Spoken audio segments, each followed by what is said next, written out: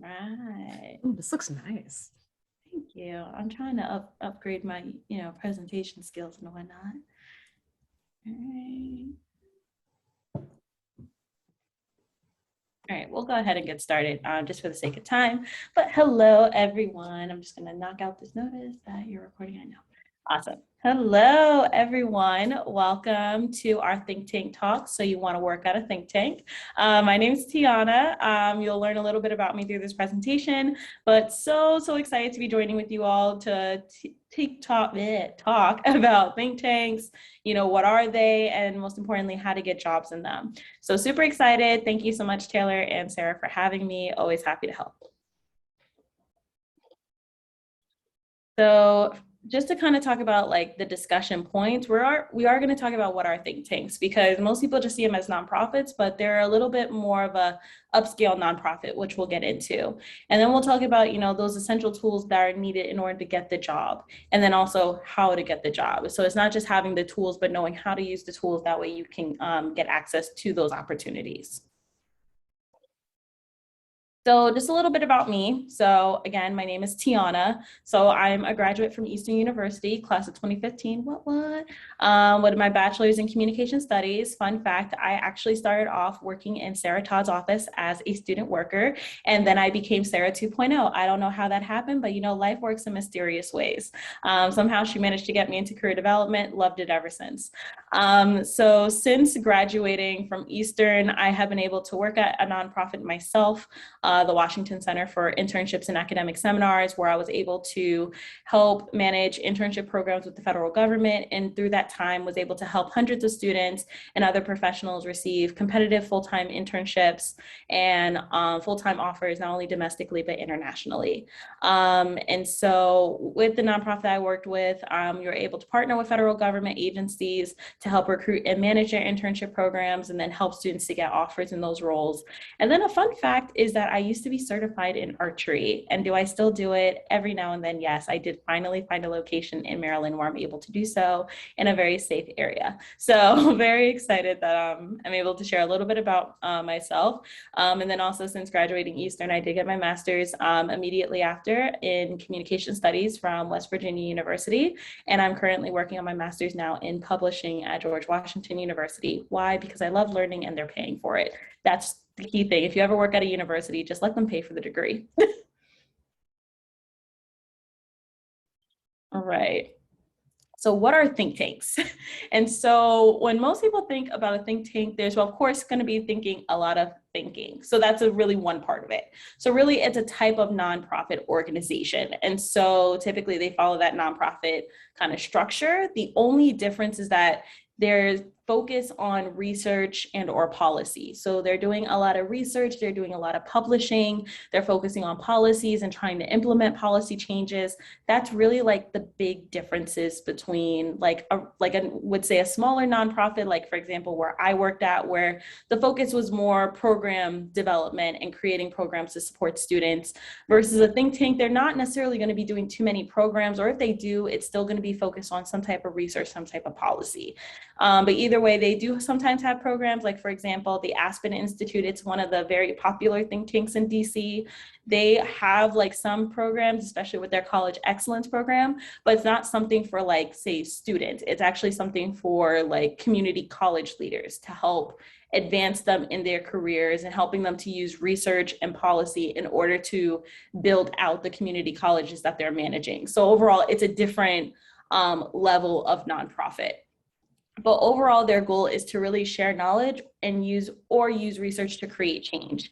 That's their overall focus. So you'll see like a lot of research scientists, a lot of economists, policy changers, writers, editors. You might see a lot of people like that at a think tank versus, seeing more program coordinators or more like business managers. There might be some, it's just not to the extent of where the research and the policy makers are a little bit more of high value in those cases. So some popular think tanks include Human Rights Watch, which is located, their main location is in New York, but they do have a location in DC, and their focus, of course, is on human rights. Then there's the Council on sorry, my words, Council on Foreign Relations, and their focus is more on international policy. They're based in DC.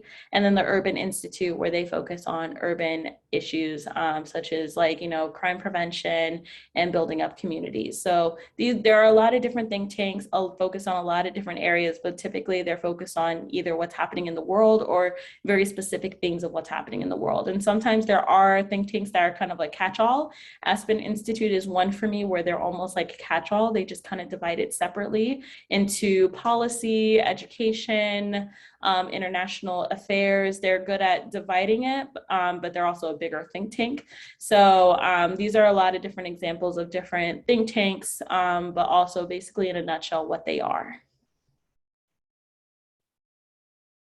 So when it comes to essential tools needed, this is really essential for any job, but more specifically think tanks, because they're a nonprofit, you're not necessarily going to worry about the ATS system. And those who don't know what an ATS system is, hopefully you'll never have to deal with them because they're the worst. But it's called an applicant tracking system. But basically the ATS system is that fun computer that will tell you whether you're good enough for the job or not before a hiring manager gets to tell you. Why is this a problem? Because if the computer says your resume is not a good match for the job, you won't get sent to the hiring manager. Nonprofits, half the time, they either can't afford that type of technology, or they don't even want that type of technology, because nonprofits tend to take very non-traditional people, which is very helpful for those who want to go into learning about new things in a non-traditional way. Nonprofits are really the best place for that. So when it comes to applying for any nonprofit, especially think tanks, you're definitely going to need a top-notch resume. But when it comes to your resume, it's not going to necessarily be focused on all the traditional things of, say, of what a corporate job would want or what a more private office would want. But instead, say if you're looking for a research position at a think tank, then the one thing you would want is your research experience. You would want to show them if you've had any publications, which would make you look so much stronger compared to others, because publication is their big thing. You would want to show them any research projects that you've done, because they want to know, can you do qualitative analysis? Can you do quantitative analysis? You would want to show your research classes that you've taken. Like for those who are in the communication field, we were required to take research methods, as well as other majors I'm sure at Eastern would require. And so those are the things that you need to highlight. If you're focused on policy, you need to show that you understand policy. So overall, the goal is to show that you're capable of not only doing the job, but that you have the knowledge to hit the ground running the moment you get there. That's what you need to highlight in your resume when it comes to a think tank specifically. So it's not always going to be about the professional experience unless you've had professional experience in that specific area, but it's going to also be focused on, well, what did you do to show that you're qualified for the job? So then there's the cover letter. And so if you ever want a strategy on how to create a cover letter, let me know. I think they're a thing of the devil, but I have created a strategy to make it easier, because they are the worst and I need to make everyone's lives easier. And so when it comes to a cover letter here, you might not necessarily be explaining an extent, like you're not going to necessarily repeat what's on your resume, but instead you're going to talk about, well, what are your approaches to research? What is the type of research that you like to do? What are the topics that you like to discuss? And giving examples to support that. That's kind of what your cover letter is going to focus more on, rather than what you've done, how you've done it, how you've worked in a team. Those things are important, but again, the research, the policy, that's going to be more important to a think tank. Then you're going to need to do research, meaning since, say, if you're, first year, sophomore, junior, senior, regardless, research is always going to be important, because you need to know which think tanks interest you the most. You would want to learn about their organizational culture as much as possible. As of right now, I'm not sure if you've heard, we are in the Great Resignation. So of course, we're in the COVID world. We're also in the Great Resignation, meaning a lot of people are quitting their jobs for a lot of different reasons, mostly because they want to work remotely. That's the number one reason. But in other reasons, they want a change, they want a difference. And so the thing is, if they're realizing that there's an organization that doesn't have high retention, that's something to consider.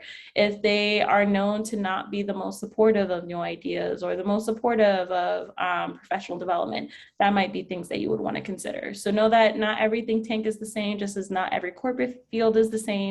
Every organization is different, but it's important to do the research behind it. That way you can get an idea, is this particular nonprofit think tank for me? Because nonprofits tend to have the stigma that you're overworked and underpaid, which I will say is half true depending on the nonprofit. Because me, myself, I worked very hard. I was able to gain a lot of skills in about the 2 to 3 years I was there. But the thing is, was it a lot of work? Absolutely. It's not easy working with the federal government. I will say that, but that's a conversation for another day. So you always want to do the research on the organizations. That also means holding informational interviews with professionals that are working there, not necessarily professionals that are working at think tanks, but maybe at the think tank that you are highly considering. So maybe we'll say Brookings Institution is maybe one think tank that you're considering. You would want to talk to professionals at Brookings to hear, well, what is it like to work at Brookings? What does it mean to work at Brookings? Do I get professional development? Am I going to be supported with my ideas? Am I going to have the ability to think and create new ideas to help support the organization? Those are things that you want to consider, but you also have to consider your personality as well. What type of personality do you have? Do you have the personality that's very open to new things? Do you have the personality that is very willing to try new things, or you like more conserved, saying, you know, I just want to come, do my work, and then leave? And that's totally fine. Just make sure you know yourself. That way you can find the organization that's going to best match who you are as a person. Because at the end of the day, there can be a think tank that can pay you 6 figures a year, but if you're not happy in that role, that 6 figures isn't going to mean anything. So always remember that when you're doing your research. And then lastly, networking. So not just networking with those that you're interested in working with at those think tanks, but even like the professionals that are even in that field. So they don't necessarily have to be at a think tank. They can be in research positions, because the thing is, researchers typically know researchers. They go to the same conferences, they'll do the same presentations, they'll work together, they'll do guest lectures for each other. Researchers tend to support each other, and especially if they are researching in the same subjects, because if publication is a big deal for them, then of course they're going to want to collaborate.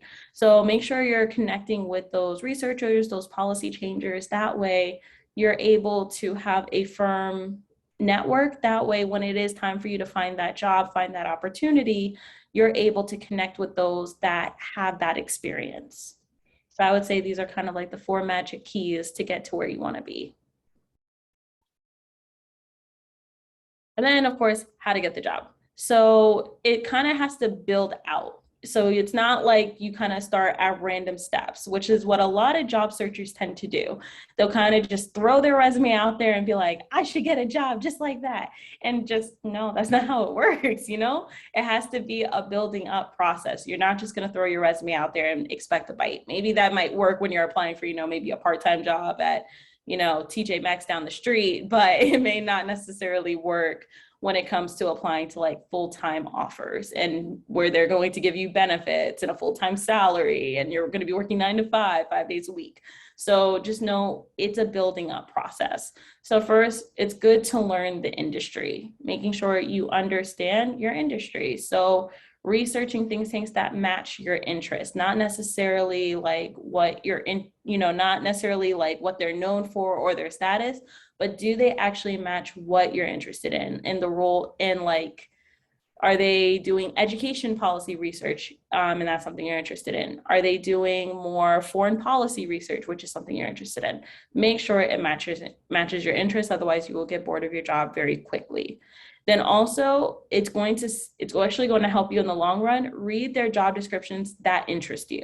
So it might start off with a research assistant position, or a research associate position, or a policy associate position. Either way, read all those job descriptions and make sure you're paying attention to how they're describing those jobs. And I'll explain later why. And then also learn their culture. And that can happen in a lot of different ways. Glassdoor tends to be my favorite when it comes to learning about an organization's culture, because 9 times out of 10, those reviews of those organizations are pretty accurate, because employees from those organizations share about how they felt about being at those organizations. So make sure you're learning your industry, but also make sure you're really learning those think tanks' cultures. Then make the connections. So hold informational interviews. It doesn't have to be long. It doesn't have to, you're not interviewing them. You're just learning about their job or learning about that organization. So this can really be like 15 minutes. And so you can ask about, what it's like working there. What does your day-to-day look like, especially if they're in a role that you're interested in? What opportunities do they have for students? Because a lot of think tanks do internships, paid and unpaid. I would say take the paid ones. I'm not necessarily a fan of unpaid internships. Again, conversations for other days, but definitely take advantage of those opportunities when they have them. Sometimes they have fellowship programs, sometimes they have professional development programs. Really look at what they have and see if any of those connections can connect you to those that are in those areas. And then build more connections on LinkedIn. And so I would say if you are considering a think tank position, you would want a LinkedIn account. Reason being is because you would want to connect with your community in those areas, and they are on LinkedIn. Why? Because they want to share their research, they want to share their knowledge, they want to share their expertise. Meaning, like when you're working at a think tank, you're showing I'm an expert in this area. And so that's what you want to start doing, especially while you're in undergraduate school, like while you're in undergrad right now. From there, that's when you start building your documents. So based on what you learn, that's when you start targeting your professional documents toward that industry. So that means your resume, your cover letter, your writing sample. I will say when it comes to your writing sample, save all those 20-page papers you've ever had to write in school, because I promise you it will save you time in the long run. I cannot tell you how many times I've used my undergraduate thesis as a writing sample to send out for job opportunities, and it does work. And so the fact of the matter is you had to write the 5 to 10 page paper anyway. Take advantage of that time that way. And then when your teachers do give you feedback, put those edits into practice quickly. That way you don't have to worry about editing in the future, and then you can just send it out. Because overall, the purpose of the writing sample is just to make sure that you know how to write, you know how to do research, you know how to cite information. And that's a big deal, because if any think tank is seen as like plagiarizing, it's going to ruin their entire reputation, because that's basically what they're known for, research and policy. And so when it comes to those job descriptions you read when you were learning about the industry, pick out those keywords that they were using in those job descriptions. What language are those working in think tanks using? Are they saying develop a lot, facilitate a lot, research, communicate? What words are they saying? Because it could be something as small as manage or supervise, which seems like such a minor thing. And even though they're not using the ATS system, essentially you still want to match the language that they're using. Because if you keep on saying manage, manage, manage, but they say supervise, supervise, supervise, that's, even though they both mean the same thing, they're going to choose the people that say what they say. And so it's always good to match the language. So I always like to use this fun analogy with all my students, all this professionals I've gotten to work with. So imagine you traveling to a different country. We'll say Japan, for example. Before heading off to Japan, what is one of the first things you want to learn? The language. Why? Because you're never going to go to Japan expecting people to speak the same language as you, meaning you're not going to go to Japan and expecting everyone to speak English. That's not how it works. You learn the Japanese language. That way, when you go over there, what happens? You assimilate to the culture, you connect with the people, and you're essentially telling them, I'm connecting with you. I share something in common with you. That's basically what job searching is like. That organization you want to apply to, that's basically Japan. The job description is the Japanese language, but it's your job to match the language. So your resume should reflect, oh, I know your language. Because why? Because once you go into that organization, you're going to have to speak their language anyway. And so by showing them in advance, you're able to show, oh, I already connect with you, so you might as well just choose me, because we share the same language. We share the same commonalities. I'm able to connect with the people at your organization. That's essentially what job searching is like. So always kind of think about that. When you're looking at different job descriptions, try to pick out what language they're using to describe those things. That way you can start describing it in the same way. And then the last part, which tends to be the hardest part for everyone, is actually putting yourself out there. Because, the only way people are going to know who you are is if you put yourself out there. That way they can know who you are. And so you have to be an active participant. What does that mean? So meaning if they have events, attend them if you're able to. If they're having discussions, attend them. So I was able to It was Carnegie Endowment for Peace. It's one of the think tanks here in DC. I got to attend one of their events with one of my coworkers during one of our lunch breaks. It was great. They provided free lunch for us. So obviously that's why we went. But it was a great conversation as well. Even though it's not a topic I'm typically discussing, it was still a good conversation. We met new professionals. It's a great way to network. Take advantage of those opportunities, whether they're virtual, in person. They're probably going to be more virtual now due to the pandemic, but take advantage of the time either way. That way you can just show like, I'm really trying to connect with you. That way I can, be a part of this culture. And overall, that's it. So I'm more than happy to answer as many questions as you have. We can definitely connect. There's my email. That's my LinkedIn. Feel free to follow me, add me, whichever you please. But I hope you enjoyed this information, found it very helpful, and more than happy to take any questions. I'm sharing. Thank you. It looks like we lost electricity at Eastern, so that's why Sarah and Abigail, I guess, disappeared. I know. So hopefully they come back on. But I did get emailed one question I thought was a good one. Yeah. Someone asked, how do you handle the balance between creating positive change on the individual level and fighting for policy change on the national level? That is an excellent question. So in a case like that, you have to think about you first and what is it that you're capable of handling. Because of course, is one person able to change the world? Absolutely. But you also have to consider yourself and how much you're able to handle. And so, of course, the issues that you are very passionate about, which is good. Take small steps to help in order to get to where you want to be. Because it always starts with the smaller steps is how you reach to the bigger steps. And so the thing is, change isn't going to happen overnight. As much as we would love to, as much as we would love to see world peace happen in a few hours, we know it's not going to happen, unfortunately. It's going to take a whole lot more work than just, pulling up a couple of posters and walking to Capitol Hill. And this is me being completely honest, because that's what a lot of people think is the way to change it. And that's not necessarily the way to change it. The way to change it is making those smaller steps. Like, what are you noticing in your communities that you can change? So try to work on the things that you can have a little bit more control over. Maybe it's volunteering at, the YMCA, where they're trying to build out children's programs. That way you can help them get off the streets. Maybe it starts off with something like that. And then next thing you know it, you're working into, okay, now I'm managing more programs throughout the Philly area to make sure that students have these programs. That way they're not, going into the streets or doing things that are ungracious or that are not okay. Then it takes the next step saying, wow, well, these programs have actually been very beneficial into helping communities. So let's see if we can get grant funding for them. And so that's when you start applying for grants. Then it takes a step further and be like, you know what, maybe this should be done on the state level. So that's when you start talking to legislators about these programs. And then what happens if they're already seeing the positive impacts, even in the smaller way, and how you were able to impact even just a good portion of the community, then they're going to be like, okay, well, clearly this works. You have the data to back it up. You already have all the information. You know how to build out these programs. Let's take this a step further and make it statewide.